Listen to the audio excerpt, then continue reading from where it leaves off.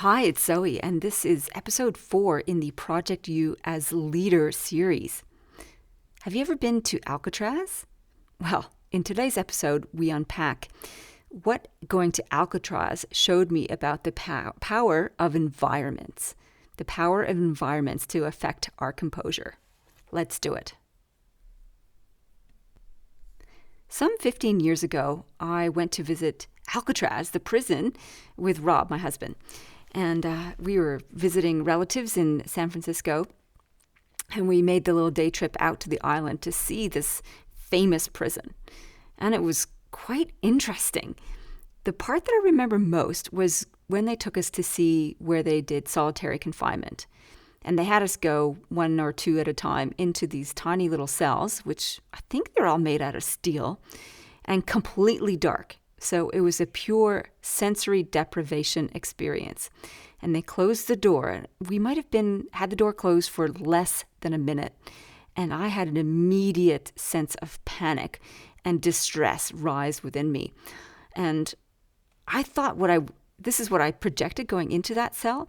I thought I would experience anger when I got in there, thinking that the inmates, what they would be frustrated with, that it would suffuse the walls with anger. But what I felt instead was fear. And it was kind of a revelation to me, whether I was projecting my own fear or whether the walls were indeed suffused with the energy of the prisoners who had been locked into solitary confinement, deprived of light, deprived of company, alone in a cell that was cold and miserable. So what can I learn about this, and what can I share about this, is that environments have a tremendous impact on our emotional life. So as we walk through Project You as Leader, we are in the B part of the Be, Think, Do recipe for composure. And we've talked about breath, we've talked about feelings, and now we're talking about environment. And environment can really alter our emotional state.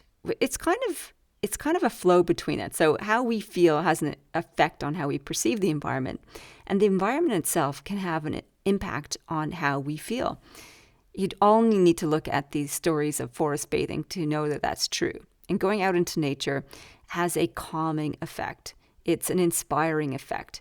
The science shows that when we have big picture views, where we have huge horizons, it creates a sense of awe. And when we're experiencing awe, the activity in the frontal lobe of our brain reduces and gives us a sense of connection and oneness and unity. It makes us better able to deal with uncertainty and to make creative connections between different disparate ideas. So it's where our creativity can also come from. So big views gives big insights is what I like to say. So environments can create creativity, they can create awe-inducing experiences, and they can create joy. And I would highly recommend Ingrid Fetell-Lee's book, Joyful, The Surprising Power of Ordinary Things to Create Extraordinary Happiness. This book literally changed the way that I saw everything. It's just a big call. It's a huge call. And some of the key principles, there's 10 really. She goes through beautiful examples of how you can make changes in your physical environment and it can create joy within you.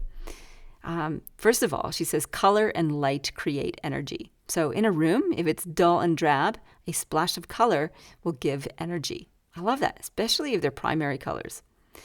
Texture and patterns create a sense of abundance.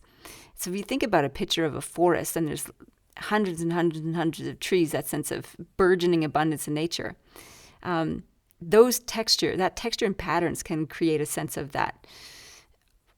What's another word for abundance? It's not even excess, but a lot of.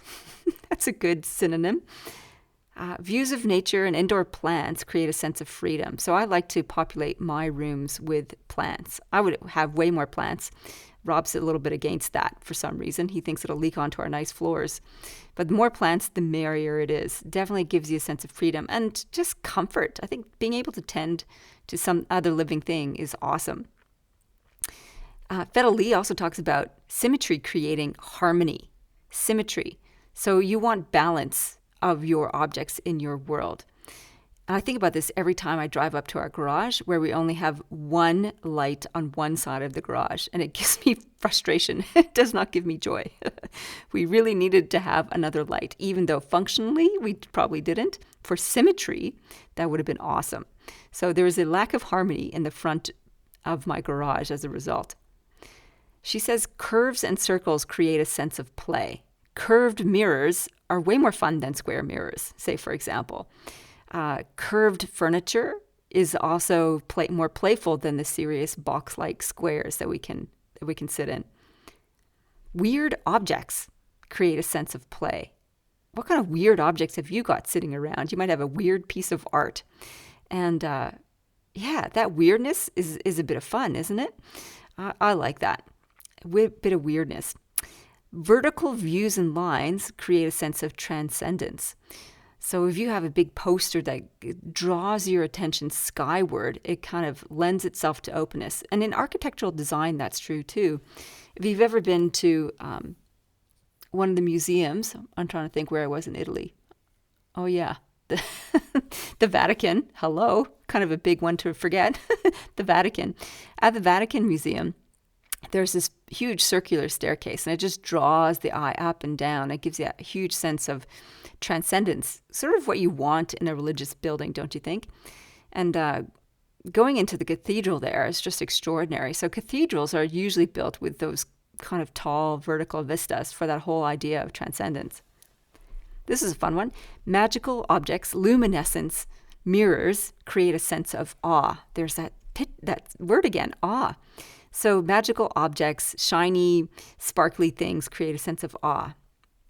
Sparkles, actually, not sparkly things, because glitter, sparkle, and big things create a sense of celebration. Oversized balloons, oversized flowers, those beautiful things create a sense of celebration. And along with flowers, you get a sense of renewal.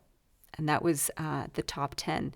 So there you have it. Ingrid Fetell Lee's top 10 key principles for sparking joy.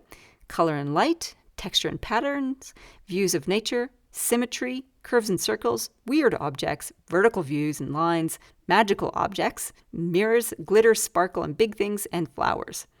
You do any number of that, your environment's going to be sparking joy all over the place. And I think now that we're in a holiday break, declutter and then put some really fun objects into it. And that's kind of your assignment for this week.